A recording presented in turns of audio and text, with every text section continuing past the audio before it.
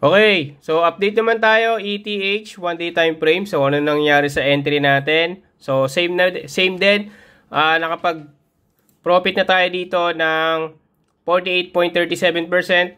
So ito yung kanina, umangat na to hanggang 80% kanina, kaya inaangat natin yung stop loss natin. So at least, 'di ba, meron tayong panalo sa trade natin kanina. So pumasok tayo sa 4,000. So ito yan. 4,180. I know, 4,238.88 yung naging entry natin kanina. So, ito yun. Naging entry natin. And, nag-close tayo sa 4,180.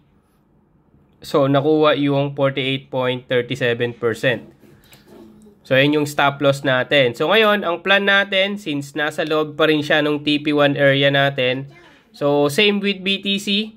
So, kung babalik niya sa taas, upper TP area, which is yung 4 to 30, ay 40. So, dun tayo mag-entry. Pero kung ito, dire-diretso bababa. So, ang entry natin dito is 4,150. So, yun lang. Update lang tayo for ETH.